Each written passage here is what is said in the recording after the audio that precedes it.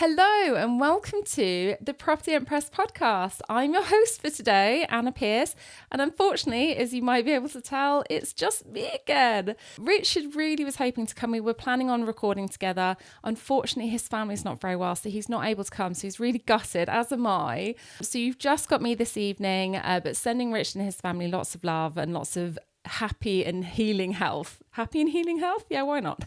It's just me this evening. We're going to have a little look back on 2022 and just kind of reflect on what has happened this year. It's certainly been an interesting year for the property market. And then we've got an even more interesting year coming up in 2023. So we're going to be focusing on predictions for 2023. So I'm super excited about this because I don't know, it's just exciting because if you have an idea of what you think is to come, then you can you can plan your strategy accordingly, make plans accordingly. So very excited for today's podcast. Today is also going to be the final podcast for this series. So we're on season 3 of the Property Empress Podcast, which is just crazy. This is going to be the final one. We're going to have a relatively short break, probably come back in mid-January. We're season 4 of the Property Empress Podcast. I just can't believe it. When Rich and I first started the podcast, we talked about doing 10 episodes and see how we got on. And I have no idea how many we've done now, but I would hazard a guess it's probably, 40s or 50s. We've done quite a few episodes. And kind of on that note, I wanted to say a huge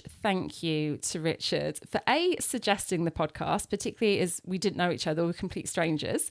He'd watched my lives and some of my TikToks, and he had suggested, because he has his own podcast already, so he had got in touch and said, have you ever thought about doing podcasts? I don't listen to podcasts myself, so it wasn't something that was on my radar at all. But within about 2 minutes of we set up a Zoom call, and within about 2 minutes of speaking to Richard, I instantly just knew that we were going to have some great chemistry and it was going to be a lot of fun, and Rich is amazing. So I've absolutely loved every single episode. And I do miss Richard a lot. I really, I would love Richard to be on every single episode, but he's gone through a big house move, a lot of stuff going on in his life at the moment. So hopefully in January, things will be a little bit more settled and he can come back a little bit more regularly. But if he needs a bit more time, that's absolutely fine as well. But a huge, huge, huge thank you to Richard for being such an amazing friend, because we're such good friends now, and also just being amazing generally, but obviously everything that he does with the podcast, because he normally does all the editing. We don't really plan, to be honest. But just being able to bounce off him is so amazing. So I'm just so grateful for him. So Merry Christmas, Richard, and your beautiful family as well. And just sending you lots of love. And likewise to all of our listeners and now viewers. Obviously, we're on YouTube as well. But thank you so much, particularly people. We get so many messages with people saying, I've just discovered your podcast, and they've torn through all 3 seasons really quickly. So it's just such an honor, and it's just so incredible. And I know a lot of you have booked calls with me. You've done my courses, you've done my mentoring. So it's so lovely to then meet you in person and, hear your stories and hear how you're getting on with property. So I just want to say thank you so much to everyone who takes the time to listen. I feel very honored that we have such amazing listeners. And also to everyone who has left us such beautiful reviews on Spotify, Apple Podcasts. So thank you so much. I went down a bit of a wormhole, I think it was last week, and I found all these beautiful reviews and 5-star ratings, which it just blew my mind. So thank you so much. Yeah, so thank you, because it does help. It helps to boost, we get boosted up the algorithm every time we get positive reviews. So it helps us to, for more people to find us. So yeah, thank you so much. We were also, Spotify sent us a summary of 2022. We're in the top 20% of most shared podcasts across the world. So that was just insane. But that was amazing. And we wouldn't have that without you guys. So thank you so, so much. So that's enough of my love first. But I am truly grateful for absolutely everyone here. So thank you, thank you, thank you. For people who are listening today, I probably should say, because it's Christmas, I am currently wearing a glitter headband, and you can't really see it, but a Christmas reindeer top. I don't have a Christmas jumper, unfortunately, but I do have a very stripy Christmassy reindeer top. And I've turned my backlighting into green. I am slightly worried I look more like the Grinch than Christmassy, but that was my attempt at being festive. So if you're interested, you can head over to the YouTube version of this to see what it's all about. But cracking on with the show, because I could talk forever about all this stuff, but I really want to get to the juicy juicy stuff, which is obviously the property stuff. I had a little think about what's happened in 2022, and it's really interesting because I was like, so much has happened. And again, I was like, when you look back at when we went through the credit crunch, I mean, not so much the 1990s, but certainly when we look at the credit crunch, there's such similarities to what we've gone through recently. So 2022, really the beginning of 2022, we still had these record-breaking low interest rates that we've pretty much had since the credit crunch. So it's been a really long time. And we're having this huge boom, this huge uplift that we've been seeing for the last 2 or 3 years. And obviously, like, people are putting over asking price. Stuff was just selling like the second it came on the market. Richard, obviously, he sold his house during that time. And I think he had something crazy, like 14 viewings on his house on the first day.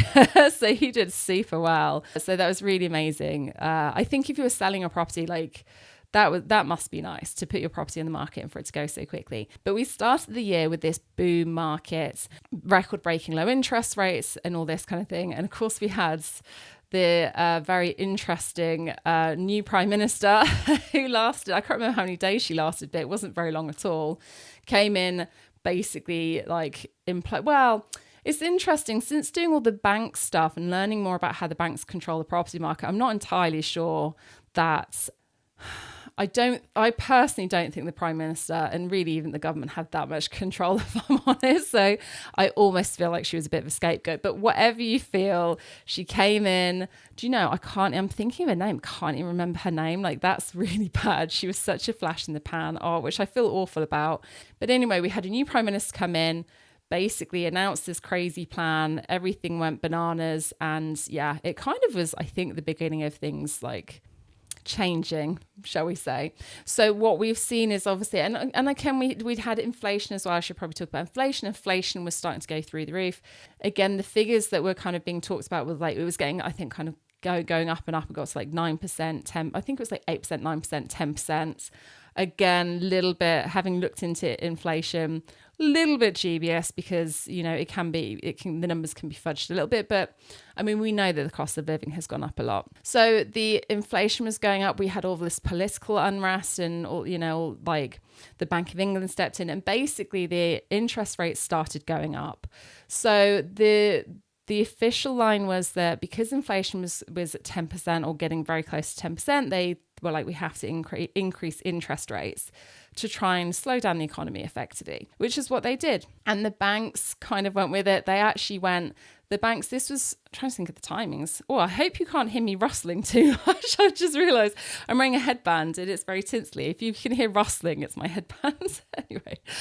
Yeah, I'm trying to think of the timing. I think it was kind of, of course, it was September time. So September, it was, I don't know if it was in August, but certainly September, you can see prices starting to come down, whereas they'd been like boom, boom, boom. And then it was September was the turning point. Like you can see it when you look on Rightmove, you look at the price changes for properties, you can see September was the starting point. That was when they started putting interest rates up. The mortgage rates went up. There were a couple of things going on. The base rates have gone up, so mortgage rates were put up as well, but they went very high. And then the lenders effectively stopped lending. And we're still kind of in that phase at the moment. They're offering, certainly last time I spoke to my mortgage broker, it was 70% loan to value, 5-year fixed term, and it was like basically 6%. He said you could maybe get to 5%, I think he said, if you're buying in your own name. I'm sure there was something else like, lower loan to value, things like that. You could bring it down, but if you're trying to get, normally you'd be going 75% loan to value 2-year term, maybe 5-year term, but they were just offering these high rates for 5 years. So basically saying to people, we're closed for business. So what we saw with that is obviously because there was no lending, the prices started to come down. So we started seeing that shift in September and it's kind of gathering momentum. And I think imminently we're going to see the headlines are going to be prices are crashing. I'm amazed actually they haven't already started that, but you know, we'll see. Maybe they're kind of putting off to the new year. I don't know.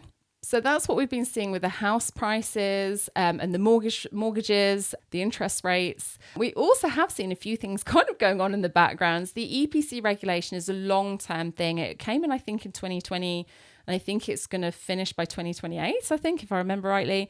So although there were no big changes this year, it's still kind of happening, kind of bubbling on in the background. We've also had the stamp duty, which I always feel like so basically it's meant to be 0% stamp duty up to 125, and then 1% up to like 250 or something.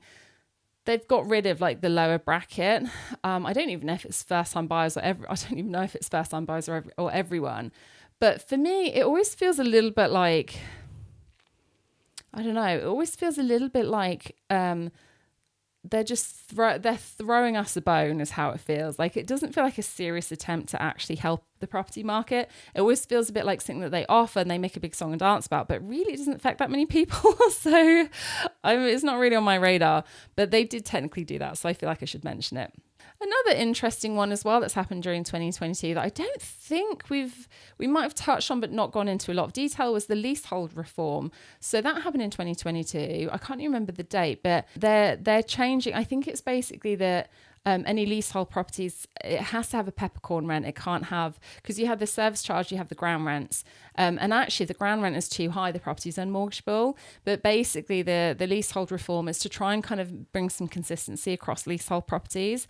And particularly when it comes to extending leaseholds and like extending the leasehold contracts, like the term. So that kind of came in. And again, it was a bit overshadowed by everything else that was going on, but that did happen in 2022 as well. So I'm sure there's other things. They were the main things that were on my radar. And if I've missed anything, then please do write in and let us know. But 2023 is going to be a really interesting year. So I want to kind of move on to the predictions and some of what we know is going to happen in 2023. And equally, if you agree or disagree, then feel free to write in. There's going to be information in the show notes so I can get in contact. But yeah, I'm going to touch on a few key things from 2023 that we're expecting.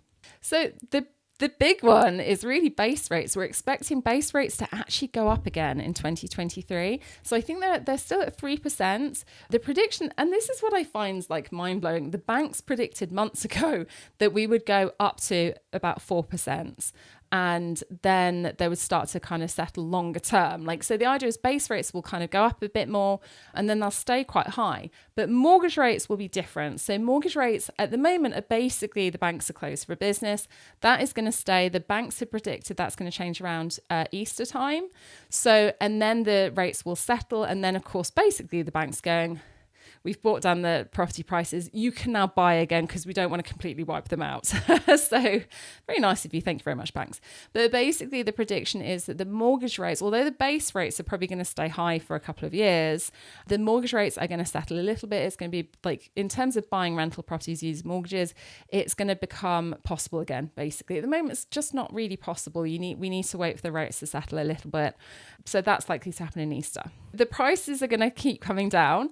So what we saw in the credit crunch was that it took about a year and a half for prices to really come down and bottom out. Then they bounced back a little bit and then they plateaued. So probably for the next year, they're gonna drop. The banks are actually predicting that they're going to drop. I think I read actually somewhere that they said 4% drop. The banks, I think, are saying a 7%. I think it's going to be more. But then it's the banks orchestrating it. So if they're saying 7%, maybe they're only going to allow it to do 7%. We'll see. Time will tell. But I would expect it to really hit 15% plateau, recover and plateau at about 10%. So I think it'll be about 10% drop. But we'll see. But I think most of next year we'll be seeing property prices gradually coming down. And of course, with the fact that interest rates are high, property prices are dropping, very sadly, we're going to see a lot more repossessions, which I freaking hate. I just think... I think out of everything I have to do with property, the idea of being forced out of your own home is just, it's just devastating. I can't even imagine. So unfortunately, we're going to see the repossessions. And of course, for a lot of people, if you're buying properties, it's a good way to buy like cheap properties, and no judgment. If that's your strategy, no judgment. One thing I would say, if you're thinking about buying repossessed properties, they are actively trying to gazump you. So they will market, if you have if they're on the market for 100 grand, say you put in 95, they accept it. They'll put on the listing an offer of 95 grand has been accepted. If you want to offer higher, come and offer higher, because they're trying to get as much money for the homeowner to obviously repay the mortgage, but if they get extra, hopefully, I think it goes to the homeowner, I assume so, but they're trying to clear the debts basically. So it's the one and only time actually gazumping is allowed. So if you're buying repossessed property, just know that you could lose even on day of exchange. Like literally that happened to us on day of exchange. We were gazumped, and unfortunately we had a rubbish solicitor back then, and they didn't tell us till 2 days later. So we were under the impression that we had bought this property and we hadn't, which was a bit annoying, to be honest. But yeah, so for me, I'm not overly keen because I know that, you know, gazumpings can happen, but it's certainly a strategy. And in this market, there's not many people buying, so you never know, you might get quite a nice little deal.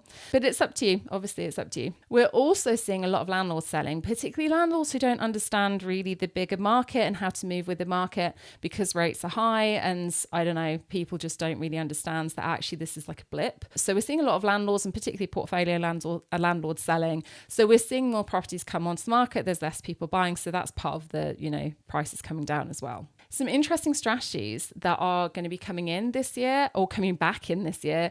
Direct to vendor, which is it's my absolute favorite strategy for buying houses. So the best way to get like decent priced houses are through auction, direct to vendor, and creating or building relationships with estate agents. So direct to vendor, basically there's lots of people who are now going to struggle to sell, particularly if you're about to be repossessed. Going to a company that can offer a fast guaranteed sell in return for a modest discount, it might be very appealing. For a lot of companies, they just do flat out 40%, flat out 25%.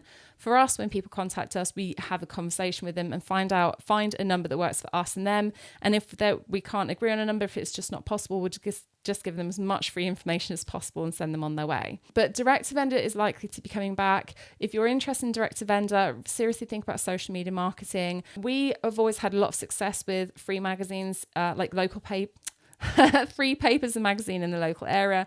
That was always how we bought our direct to vendor. Unfortunately, that magazine closed, so it's no longer like distributing. So we're doing a lot of social media. I'm going to be talking about the direct to vendor a lot more this year because it's my favorite strategy, and I'm going to be talking about what I'm doing, what's effective, what's not effective. And yeah, so if you're interested in that, let me know and I'll make sure I focus on that next year. Lease options is another strategy that's likely to come back. Again, I'm not going to go into too much detail, but it's a way of getting like control of a property and the sale going through at a later date. It's a really interesting strategy that's going to be coming back as well. And finally, the other thing we're expecting to see now is over the course of this year, inflation, which is, I don't even know what it is at the moment. I think it's over 10%. We're expecting it to start coming down. The prediction was that it would be back to around 2% by January 2024. So again, as the prices come down over this year, and you know the high rates will basically dampen the market, then yeah, basically inflation should get back to 2%, which is the target. Again, now that I see it, it's like the banks are in control of everything basically, and this is what they're aiming for. So if the banks are saying that it's going to be at 2%, I kind of expect that to happen. So we'll see. And they're the main things that we're expecting to happen in 2023. So in terms of buying houses, in terms of investing in property, it's going to be a really interesting market. It's only going to be for the next, really, we're only going to have this in 2023, maybe the early 2024, with this idea of prices coming down. And then we'll have a long period beyond 2023, maybe a little bit 2024, we'll have this long period of stagnant prices. Interest rates will probably come back down again to try and get the economy going at some point. So we'll kind of go back to what we're used to until the banks decide that they need to do it again. I don't know, we'll see. But certainly we're going to have like this kind of prices dropping, interest rates being high for the next year, maybe a bit longer. And then we'll have this very flat market, which again, I quite like. I don't really like the booming market because, I don't know, there's less opportunities for what we're doing. A flat market, a market coming down, we can do a lot with, but a booming market, not so much. I'm quite looking forward to next year, and I'm looking forward to sharing with you guys what's going on. If I've missed anything, if you agree or disagree, then make sure you write in because it'd be nice to hear from you. And that's it. Hopefully a relatively short, sweet episode to end 2022, to end season 3 of the Property Empress podcast. Hopefully I'll be back with Richard in mid-January, I would assume. Have a beautiful Christmas and New Year. For me and my family, we're actually getting some keys to a new Airbnb tomorrow, so Tuesday, and we should be getting another one the week after. So we're going to be really busy over Christmas.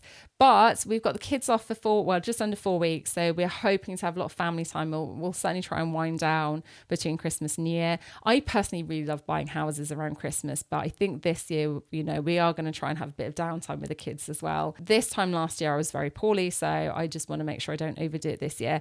And on that note, I would highly recommend you do the same. Take it nice and easy, enjoy your Christmas, have lots of family time, and we will see you in the new year. All the information about how to contact us is in the show notes. If you need to contact me, you can find me on TikTok, Instagram, where you can message me there, and YouTube. You can also check out my website, propertyempress.com. My buy-to-let courses are going to be running once a month for the next 6 months. So from January to June, I'm actually doing them every month because I just think it's the best time to be buying buy-to-let properties. So if you're interested in doing the course, head over to propertyempress.com. And I think that's everything. Have a beautiful day. Enjoy the rest of 2022, and I'll see you in 2023. Bye.